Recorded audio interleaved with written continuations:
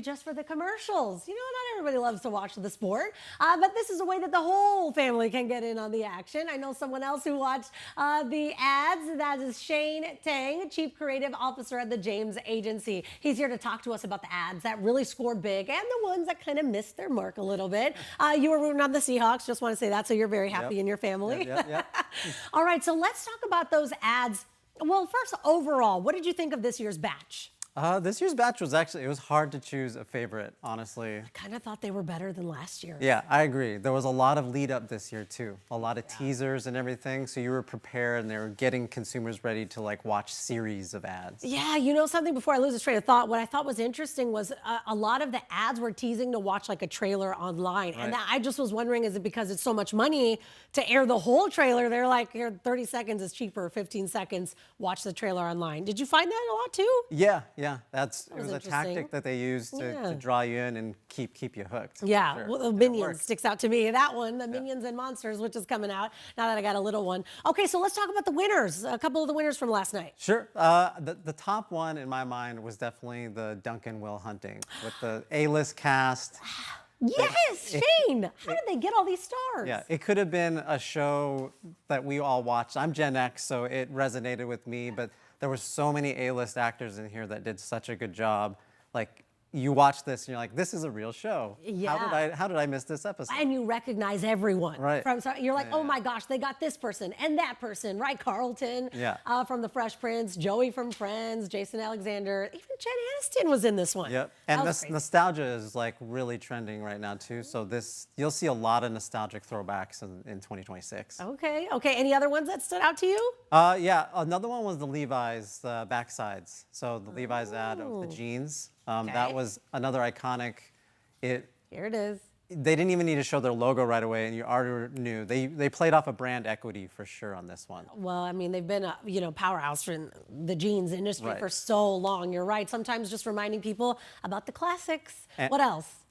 The next one was the Uber Eats series with Matthew McConaughey and Bradley Cooper. Oh, okay. That was pretty funny. You like that one? The writing was really good. The execution was good. The production value was high. And another series like we talked about. Yeah. Really led you to get drawn into the characters and the story.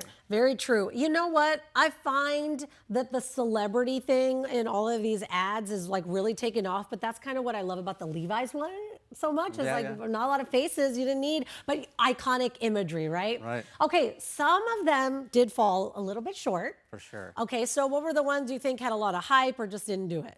One that really stood out as one of the worst to me was the Svetla vodka. Vodka, the robots Yes. dancing. That was, okay. It made history by being one of the first AI-generated ads entirely for the Super Bowl, but you can tell. There was no real heart or story here, and they really relied on the tool of AI versus good writing and a good concept. And a good story. Right. Tapping it all together or tying it all together, really. Okay, what else? The next one is the Fanatic Sportsbook with This one. excuse me. Oh, with Kendall Jenner? Yes. Yeah. Okay, this one had a lot of hype, I feel like, going into it. I think the things that stood out to me is the production value was good and the story of her making fun of herself was good, but she was really throwing her wealth in our face. Oh, right. Yeah, the private jet. That was nice. My gosh. Okay, I mean, when you're talking about Super Bowl ads, you really think they're going to bring their A game, right? Because this is so much money. I mean, what, $8 million was that the average for a spot? Yeah, upwards of 10 million for a 30-second spot. Jeez, that is crazy. So, okay, so when you have that much money on the line, I mean, what do you, in your agency brain think the brands should really be prioritizing?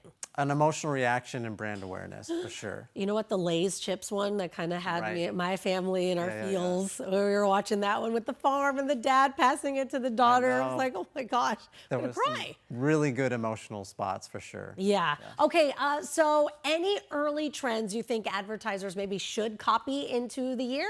Nostalgia is one. Little hits of joy with how busy and chaotic everything is all the time. You're going to see a lot more smaller hits of happiness and joy, and then keeping it real. Okay, keeping it real. I love that. By the way, another one, the Mandalorian and Grogu one that had kind of a callback to the Clydesdales and I thought that one was really clever. yeah, So I'm yeah. like, where's this going? I see.